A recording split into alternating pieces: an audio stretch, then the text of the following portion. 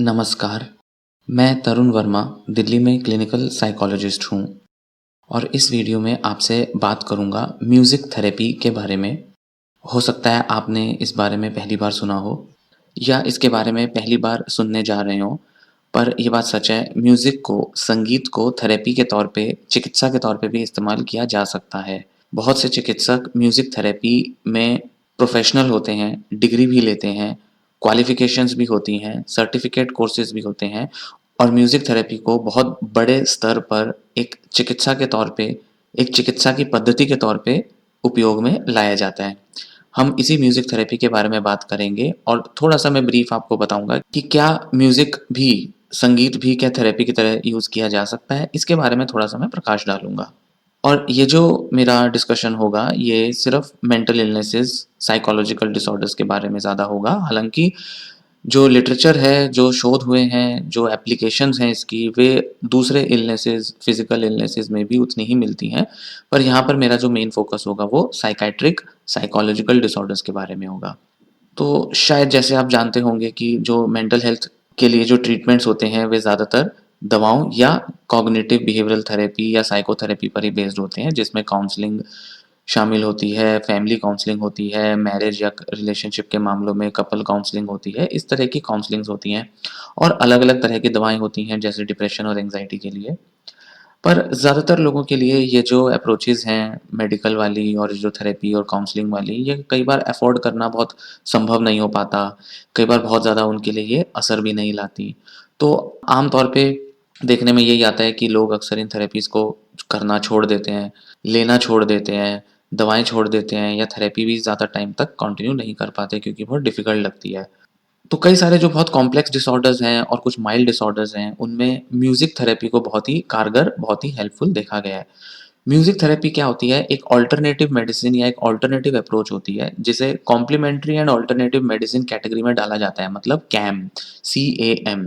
इसमें और भी बड़े सारे अप्रोचेज़ आती हैं, जैसे कि आयुर्वेद, होम्योपैथ, ये जो हर्बल ट्रीटमेंट होते हैं, ये सारे इसमें इंक्लूडेड होते हैं कैम में, CAM, अल्टरनेटिव मेडिसिन में। तो अल्टरनेटिव अप्रोचेज़ जो हैं, अल्टरनेटिव मेडिसिन वाली जो टेक्नीक्स हैं, वे सिर्फ़ फ़िज़िकल डिसऑर्डर्स में ही नहीं, साइकोलॉजिकल डिसऑर्डर्स में भी बहुत आम तौर पे यूज़ की जाती हैं। हालाँकि ये पूरी बीमारी को शायद कई मामलों में ठीक नहीं कर पाती हैं, बट किसी भी बीमारी के अंदर बड़े सारे लक्षण होते हैं, तो कुछ लक्षणों पर आराम डेफ़िनेटली देती ही हैं ये म्यूज़िक थेरेपी जैसी alternative approaches. So overall well-being जो होता है, क्वालिटी ऑफ लाइफ़ जो होती है पेशेंट की, वो काफ़ी हद तक इम्प्रूव हो जाती है। पेशेंट थोड़ा खुश रहने लगता है, उसको उम्मीद दिखने लगती है, उसके अंदर होप्स जग जाती हैं, वह थोड़ा खुश रहने लगता है, उसको एक सहारा मिल जाता है और उसको ये लगता है कि कोई तो दिशा है, कोई तो एक ज़रिया है जिससे मैं अपने को बेहतर रख सकता हूँ। तो म्यूज़िक थेरेपी से ओवरऑल जो वेल-बीइंग है, क्वालिटी जो है अपना साइकोलॉजिकल, वो थोड़ा बेटर हो जाती है। यहाँ तक कि जो दूसरा जो कन्वेंशनल ट्रीटमेंट है, जैसे थेरेपी या मेडिसिन, इनको लेने की भी उनके अंदर जो पेशेंट्स में जो चांसेस हैं वो बढ़ जाते हैं। मतलब वो इनको लेने के प्रति भी और ज़्यादा पॉज़िटिव हो जाते हैं, अपना ट्रीटमेंट पूरा कर पाते हैं अक्सर। तो म्यूज़िक थेरेपी इनको अक्सर सिर्फ़ रिप्लेस करके नहीं यूज़ किया जाता, मतलब ऐसा नहीं है कि दवाओं की बजाय इसको यूज़ किया जाए। अगर दवाओं के साथ भी इसको यूज़ किया जा रहा है, तो भी इसके इफ़ेक्ट्स अच्छे आते हैं और साथ ही साथ ये दवाओं के प्रति भी हमारी जो विश्वास है वो बढ़ा देती है। तो कई सारी ऐसी सेटिंग्स होती हैं, जैसे हॉस्पिटल सेटिंग्स हो गई या रिहैबिलिटेशन सेटिंग्स हो गई ख़ासकर कि, जहाँ पर एक तरह का ट्रीटमेंट नहीं दिया जाता। मतलब मेडिसिन्स तो ले ही रहे होते हैं पेशेंट, उसके अलावा थेरेपी काउंसलिंग भी होती हैं, ग्रुप काउंसलिंग्स भी होती हैं, कुछ प्ले थेरेपीज़ भी होती हैं, कुछ रिक्रिएशनल एक्टिविटीज़ भी उनको सिखाई जाती हैं, कुछ आर्ट थेरेपीज़ होती हैं। उसी के साथ-साथ म्यूज़िक थेरेपी भी उनको अक्सर सिखाई जाती है, तो वहाँ पर इसको इंक्लूड करना बहुत ही कंफर्टेबल होता है, बहुत कन्वीनिएंट होता है क्लिनिशियंस और थेरेपिस्ट के लिए। तो ऐसी सेटिंग्स में अक्सर इनको यूज़ करना बहुत आसान भी हो जाता है और पेशेंट्स जो हैं वो थोड़े पॉज़िटिवली इसको अप्रोच भी करते हैं। तो इस तरीके से जो इंटरडिसिप्लिनरी माहौल होते हैं, हेल्थ केयर के जो टीम्स होती हैं, जो कि आजकल बड़ी आम हो गई हैं, यहाँ तक कि हॉस्पिटल्स में भी जो अच्छे हॉस्पिटल्स हैं, वहाँ बहुत आम है कि अलग-अलग तरीके से ट्रीटमेंट दिया जाता है। सो उस केस में अलग-अलग तरह के डॉक्टर्स और प्रैक्टिशनर्स जो हैं, वे पेशेंट की हेल्प करने की कोशिश करते हैं और उसके ट्रीटमेंट को बेटर करने की कोशिश करते हैं, उसके इलाज करने की कोशिशें करते हैं, जिसमें म्यूज़िक थेरेपी को वो बड़े आराम से और आसानी से इम्प्लीमेंट कर पाते हैं। सो ऐसा भी देखा जाता है कि बहुत सारे केसेज़ में बहुत सारे ऐसी सेटिंग्स हैं जो इसको इम्प्लीमेंट कर भी सकती हैं, बट फिर भी वो कर नहीं पाती हैं। तो ऐसे में अक्सर जो रिसर्चर्स हैं और बड़े सारे जो प्रैक्टिशनर्स हैं जो इस एरिया में काम करते हैं, वे ऐसा मानते हैं कि एलोपैथिक डॉक्टर्स और जो साइकोथेरेपिस्ट हैं, वे भी इस तरीके की थेरेपी के बारे में जो है थोड़े अवेयर हों, ताकि वो भी अपने रोज़मर्रा की कन्वेंशनल अप्रोच में इसको इंक्लूड कर सकें या रिकमेंड कर सकें। तो उनको भी इस बारे में एजुकेशन देना बहुत ज़रूरी होता है, और साथ ही साथ उनको भी कैम की जो रिसर्चेज़ होती हैं उसके बारे में पढ़ना और एजुकेट करना ज़रूरी हो जाता है। तो कुछ तरीके की जो कैम है वो हर तरीके का डॉक्टर अपनी प्रैक्टिस में इंक्लूड कर सकता है। जैसे अक्सर क्या होता है, एलोपैथिक डॉक्टर जो होते हैं वो आयुर्वेद ट्रीटमेंट या होम्योपैथिक ट्रीटमेंट रिकमेंड करना बहुत पसंद नहीं करते, या उनको लगता है कि पेशेंट जो है वो आयुर्वेदिक ट्रीटमेंट ही लेने लग जाएगा और वो एलोपैथिक के या तो फ़ायदे नहीं लेगा या शायद मुझसे ट्रीटमेंट नहीं लेगा वो। तो म्यूज़िक थेरेपी एक ऐसा ट्रीटमेंट है जो कि ज़्यादातर डॉक्टर्स रिकमेंड भी कर सकते हैं। उसमें किसी तरीके का ऐसा डर नहीं होता, अपने खुद के प्रोफ़ेशनल इंटरेस्ट की वजह से जो डर रहता है वो भी चला जाता है। साथ ही साथ पेशेंट की बेटरमेंट के लिए भी जो ज़रूरी है, मतलब पेशेंट के लिए म्यूज़िक थेरेपी अच्छा हो सकता है, वो दवाइयाँ भी अच्छे से लेगा, डॉक्टर पर भी ट्रस्ट ज़्यादा करेगा। इस नज़रिए से भी म्यूज़िक थेरेपी को इंक्लूड करना अपनी रिकमेंडेशंस में ये बहुत आसान हो सकता है, बहुत अच्छा हो सकता है। और म्यूज़िक थेरेपी पर रिसर्चेज़ भी बहुत ज़्यादा हैं। तो ऐसे में डॉक्टर्स को, क्लिनिशियंस को खुद को कन्विंस करना इनकी इफ़ेक्टिवनेस के बारे में उतना मुश्किल नहीं होता।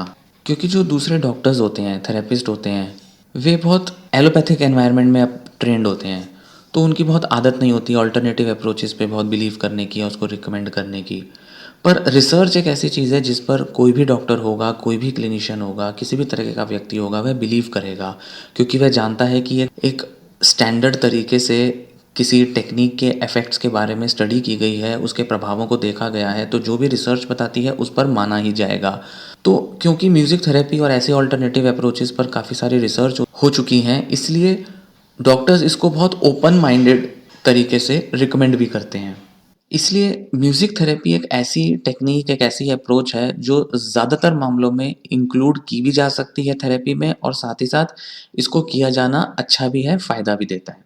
बहुत से देशों में और हिंदुस्तान में भी, खासकर मेंटल हेल्थ केयर के मामले में, अक्सर सिम्पटम का रिलीफ आना ये एक लक्ष्य नहीं होता इलाज का, कि सिम्पटम चले गए या कम हो गए। ओवरऑल पेशेंट की जो क्वालिटी ऑफ लाइफ है, जीने का जो उसका ढंग है, जीने की जो उसकी एक गुणवत्ता है, उसके जो अपना जो ओवरऑल वेल-बीइंग है, उसकी सोचने की जो क्षमता है, वो बेहतर करना होता है। तो ऐसे में एलोपैथी ये सारे काम नहीं कर सकती। एलोपैथी एक लिमिट तक अपने काम दिखा पाती है। सो दूसरी तरफ अगर म्यूज़िक थेरेपी का यूज़ किया जाए तो वो ओवरऑल वेल-बीइंग लाने में बहुत हेल्पफुल होती है। इसलिए जो हेल्थ के जो मॉडल्स होते हैं, जो अप्रोचेज़ होती हैं, जिसके अकॉर्डिंग काम किया जाता है, उसमें इसको इंक्लूड करना बहुत आसान है। मतलब जो होलिस्टिक मॉडल होता है, उसमें इसको इंक्लूड करना काफ़ी आसान होता है। कई देशों में तो म्यूज़िक थेरेपी या कोई भी अल्टरनेटिव थेरेपी करने के लिए भी अलग से लाइसेंस चाहिए होता है। सो उस केस में ये मान के चल सकते हैं कि म्यूज़िक थेरेपी जो है उसको बहुत ही स्पेसिफ़िक तरीके से सीखा समझा जाता है, और उसमें लोगों को ट्रेनिंग भी दी जाती है कई जगहों पर। मतलब इसमें बहुत सारी पेचीदगियाँ हैं ध्यान रखने की, इसलिए हेल्थ केयर प्रैक्टिशनर्स ही इसको रिकमेंड करें या इसको प्रैक्टिस करें, वो ही ज़्यादा अच्छा रहता है। इसलिए भले ही कोई डॉक्टर ऐसा सोचे कि चलो ये तो मैं भी करा सकता हूँ, सिखा सकता हूँ, ज़रूरी नहीं है। इसके लिए अलग थेरेपिस्ट के पास भेजा जाना भी ज़रूरी हो जाता है।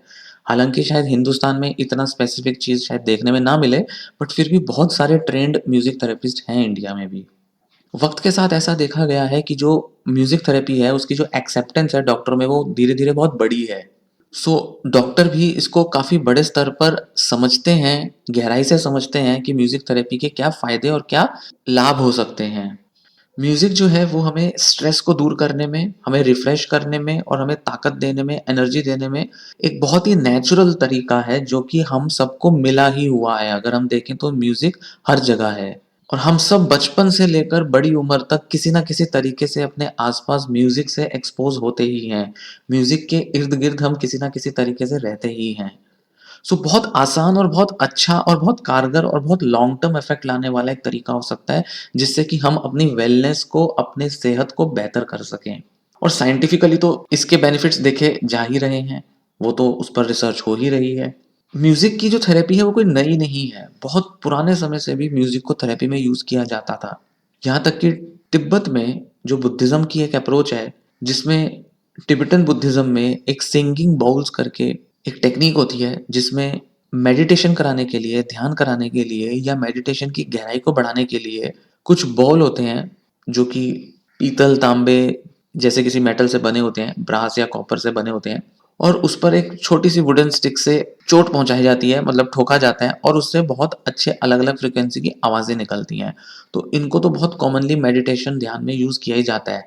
इसके अलावा हिंदुस्तान में भी हमेशा से संगीत को एक कला के तौर पे तो देखा जाता था, साथ-साथ इसे चिकित्सा के तौर पे भी कई जगहों पर कुछ ऐसे चिकित्सक थे जो इसको स्वीकारते थे, इसको इम्प्लीमेंट करते थे। यहाँ तक कि जो हिंदुस्तान में जो बड़े सारे जो मंत्र होते थे या जो बहुत सारे जो राग होते थे, वो भी किसी न किसी संगीत या पोएट्री की फॉर्म में लिखे जाते थे। तो उसको भी बोलने का एक तरीका होता था, एक शैली होती थी जो संगीतमय लगती थी। तो उसका भी एक इम्पैक्ट होता था, जब उसको एक पर्टिकुलर तरीके से बोला जाता था तो उसका इम्पैक्ट अलग तरीके से पड़ता था। वो कोरे शब्द नहीं रह जाते उस केस में वो। इसलिए उनकी जो फ्रीक्वेंसी, उनकी जो वेवलेंथ होती थी, उनका जो लय होता था, पूरा एक तरीके से डिज़ाइन किया जाता था ताकि उसका एक पर्टिकुलर इम्पैक्ट पड़े लिसनर पर और वो थेरेप्यूटिक इफ़ेक्ट्स लाएँ। हालाँकि उन्हें बीमारियों के लिए यूज़ नहीं किया जाता था इतना, पर किसी न किसी तरह से मन को सुकून देने के लिए, चैन देने के लिए, पीस ऑफ माइंड, मन की शांति को बढ़ाने के लिए ये बहुत कॉमनली इस्तेमाल में लाया जाता था। 1930 के दशक से वेस्टर्न मेडिसिन जो है, उसने म्यूज़िक को थेरेपी की तरह लेना शुरू किया और इसे तब से अब तक कई सारे अलग-अलग बीमारियों में अप्लाई किया गया है और इसके कई सारे फिज़िकल, इमोशनल, सोशल इफ़ेक्ट्स देखे गए हैं, यहाँ तक कि हमारी सोच को भी इम्प्रूव करने में, मतलब हमारी दिमाग की सोचने की ताकत को इम्प्रूव करने में भी इसका रोल होता है। यहाँ तक कि मैथमेटिक्स वाली जो एबिलिटी होती है, जिन लोगों में मैथमेटिक्स वीक होती है, उनकी मैथमेटिकल एबिलिटी बढ़ाने के लिए भी म्यूज़िक का बहुत इस्तेमाल किया जाता है। ये हर पेशेंट के लिए रिकमेंड नहीं किया जा सकता। किसी-किसी पेशेंट्स पर ये ज़्यादा अच्छे से रिकमेंड किया जा सकता है, उनको इसके लाभ ज़्यादा मिल सकते हैं। तो जो भी डॉक्टर इनको रिकमेंड करता है, वह देख के करता है कि इस पर्सन पर, इस व्यक्ति पर म्यूज़िक को थेरेपी की तरह उपयोग किया जा सकता है या नहीं। ख़ासकर कि उन लोगों के लिए म्यूज़िक थेरेपी ज़्यादा रिकमेंड किया जाता है जिनको इमोशनल प्रॉब्लम्स होती हैं। तो कई लोग अपनी इमोशंस को बहुत ज़्यादा एक्सप्रेस नहीं कर पाते, बहुत ज़्यादा उनकी आदत नहीं होती अपने मन की बातें करने की। तो ऐसे में म्यूज़िक के थ्रू उनको पहले एक ऐसा एक एनवायरनमेंट दिया जाता है, एक ऐसा एक इफ़ेक्ट दिया जाता है जिससे वो अपने बारे में एक्सप्रेस कर पाएँ, अपने बारे में खुल पाएँ और अपनी बात, मन की बात खुलकर डॉक्टर से या किसी और से कर पाएँ। तो म्यूज़िक थेरेपी एक्सप्रेशन में बहुत हेल्प करता है। फिजिकल रिहैबिलिटेशन में जैसे जिनमें अपंगता होती है, उनमें इसका बहुत इस्तेमाल किया गया और देखा गया कि उन लोगों में कॉन्फिडेंस बढ़ाने में, ट्रीटमेंट को लेकर उनका जज़्बा बढ़ाने में और साथ ही साथ ट्रीटमेंट के प्रति उनमें जो इमोशनल कॉन्फ्लिक्ट आ जाता है, जो गुस्सा और चिड़चिड़ापन आता है, उसको दूर करने में म्यूज़िक थेरेपी का बहुत अच्छा रोल होता है। तो अक्सर ऐसी जगहें जहाँ पर फिजिकल रिहैबिलिटेशन की जाती है, किसी न किसी तरीके की विकलांगता के लिए, वहाँ पर म्यूज़िक अगर चलाकर अगर यही चीज़ की जाए, अगर उनको ट्रीटमेंट दिया जाए तो उसका इम्पैक्ट ज़्यादा अच्छा देखने में आता है, ऐसा भी देखने में आया है शोधों में। तो उनके अंदर किसी तरीके का शारीरिक गतिविधि लाने के लिए, मूवमेंट लाने के लिए ये बहुत म्यूज़िक का सपोर्ट ज़रूरी होता है। सबसे अच्छी चीज़ ये है कि म्यूज़िक थेरेपी के हमारे दिमाग, मस्तिष्क में भी असर देखे जाते हैं। मतलब जब ब्रेन का स्कैन किया जाता है, जैसे एमआरआई स्कैन हो गया, सीटी स्कैन हो गया, तो उसके बाद भी देखा जाता है कि म्यूज़िक थेरेपी देने से पहले और बाद में दिमाग के कुछ ऐसे हिस्से सक्रिय हो जाते हैं, जो व्यक्ति की मोटिवेशन, मूवमेंट और इमोशनल हेल्थ को बढ़ाने में हेल्पफुल होते हैं। सबसे पहले और सबसे ज़्यादा जो इम्पैक्ट पड़ता है, वो 2 चीज़ों पर पड़ता है, इमोशंस पर और मोटिवेशन पर, इच्छा शक्ति पर और भावनाओं पर। जब ये दोनों बेटर हो जाते हैं तो किसी भी ट्रीटमेंट के लिए पेशेंट जो है वो ज़्यादा मोटिवेटेड और ज़्यादा जज़्बे वाला हो जाता है, ज़्यादा उसमें जोश आ जाता है, एनर्जी भर जाती है उसके अंदर। उसका अपने ट्रीटमेंट को लेने में और ट्रीटमेंट को आगे अप्रोच करने में इच्छा शक्ति बहुत ज़्यादा होती है। इस तरीके से जैसा मैंने बात किया, हम बहुत तरीके से म्यूज़िक थेरेपी को दे सकते हैं, अलग-अलग पेशेंट्स के लिए दी जा सकती है, एंग्ज़ायटी, डिप्रेशन में तो ये कॉमन है ही है। साथ ही साथ जो डिसेबिलिटी वाली कंडीशंस होती हैं, उनमें तो ये बहुत ही हेल्पफुल होता है क्योंकि उसमें मोटिवेशन एक बहुत बड़ा इश्यू होता है। मोटिवेशन का ना होना एक बहुत बड़ी समस्या होता है, जिस वजह से लोग ट्रीटमेंट अपने हाथ में, अपने सामने होते हुए भी उसको पूरा नहीं कर पाते या उसे ले नहीं पाते। तो म्यूज़िकल एनवायरनमेंट में या एक पर्टिकुलर टाइप ऑफ म्यूज़िक से अगर ट्रीटमेंट दिया जाए, तो इन लोगों में ना ही सिर्फ़ इमोशनल और फिज़िकल वेल-बीइंग आता है, साथ ही साथ उनके अंदर और भी कई सारे सोच में बदलाव आ जाते हैं, पॉज़िटिविटी आ जाती है। म्यूज़िक को थेरेपी की तरह लिया जा सकता है। म्यूज़िक के थेरेप्यूटिक इफ़ेक्ट्स बहुत अच्छे हैं और अगर आप म्यूज़िक पसंद करते हैं, अगर आप ऐसे व्यक्ति हैं जिनको हर मौके पर कुछ न कुछ म्यूज़िक सुनना पसंद है या आप हमेशा ज़्यादातर किसी न किसी तरीके का म्यूज़िक सुनते ही रहते हैं या सुनना पसंद करते हैं, तो आप तो म्यूज़िक थेरेपी को ज़रूर इम्प्लीमेंट कीजिए। आपके किसी न किसी इमोशनल इश्यू को रिज़ॉल्व करने में या साइकोलॉजिकल इश्यू को रिज़ॉल्व करने में म्यूज़िक आपकी हेल्प कर सकता है। हालाँकि उम्मीद है शायद आप करते भी होंगे। साथ ही साथ अगर कोई व्यक्ति है जो म्यूज़िक थेरेपी का फ़ायदा ले सकता है, तो उसे भी इसका फ़ायदा दिया जाए। शायद वो उसके ट्रीटमेंट में हेल्प करे, ख़ास करके फ़िज़िकल या किसी और तरीके की साइकोलॉजिकल डिसऑर्डर में। बच्चों के लिए भी ये बहुत हेल्पफुल होती है। ऑटिज़्म में म्यूज़िक थेरेपी बहुत यूज़ की जाती है। एडीएचडी के बच्चों में भी म्यूज़िक थेरेपी का बहुत अच्छा इफ़ेक्ट आता है। बहुत सारी रिसर्च हुई हैं जो बताती हैं कि म्यूज़िक थेरेपी ऑटिज़्म के बच्चों में कम्युनिकेशन एबिलिटीज़ बढ़ा देती हैं और उनके अंदर काफ़ी सारे इमोशनल प्रॉब्लम्स हैं, सेंसरी प्रॉब्लम्स हैं, उसको भी रिड्यूस कर देती हैं। तो म्यूज़िक थेरेपी बच्चों में किया जाए, ऑटिज़्म या एडीएचडी जैसे बच्चों में किया जाए या किसी और तरीके की डिसेबिलिटी वाले बच्चे में अगर की जाए, तो भी बहुत लाभकारी होती है। तो आप अपने डॉक्टर से डिस्कस करें, क्या हो सकता है कि आपके बच्चे को या आपके फैमिली मेंबर को या आपको म्यूज़िक थेरेपी से फ़ायदा हो सके और आप किसी तरह से म्यूज़िक थेरेपी ले सकें जिससे कि आपके ट्रीटमेंट में डायरेक्ट या इनडायरेक्ट तरीके से फ़ायदा हो सके। ये वीडियो मैं यहीं समाप्त करता हूँ। उम्मीद है आपको ये जानकारी अच्छी लगी होगी, काम आएगी और आपको आगे एक दिशा दिखाने में मदद देगी। आपको अपने ट्रीटमेंट के बारे में और एक नया और एक बेटर डिसीज़न बनाने में आपको हेल्प करेगी। मैंने 2 पहलू डिस्कस किए कि डॉक्टर्स किस तरीके से आजकल ज़्यादा से ज़्यादा इस्तेमाल कर रहे हैं म्यूज़िक थेरेपी का, क्यों कर रहे हैं, ये भी मैंने आपको बताया और एज़ अ पेशेंट जब आप खुद पर इम्प्लीमेंट करते हो, तो उसके क्या-क्या आपको फ़ायदे हो सकते हैं इमोशन और मोटिवेशन पर, बच्चों, बड़ों और बूढ़ों पर किस तरह से फ़ायदा कर सकता है, इस बारे में मैं और भी वीडियो बनाऊँगा। अगर अभी आप कोई निर्णय लेना चाहते हैं, तो अपने डॉक्टर से बात ज़रूर करें और उनसे पूछें, उनसे परामर्श लें, उनसे ठीक तरह से चर्चा करें कि कैसे म्यूज़िक थेरेपी के बेनिफिट्स आपको मिल सकते हैं या आपके फैमिली मेंबर को मिल सकते हैं। वीडियो को लाइक ज़रूर करें और चैनल ज़रूर सब्सक्राइब करें। चैनल जब आप सब्सक्राइब करते हैं तो और लोगों को भी इस वीडियो को देखने का मौका मिलता है। यूट्यूब और लोगों तक इस वीडियो को पहुँचा पाता है और इस तरीके से ज़्यादा लोग इस जानकारी का फ़ायदा ले पाते हैं। धन्यवाद।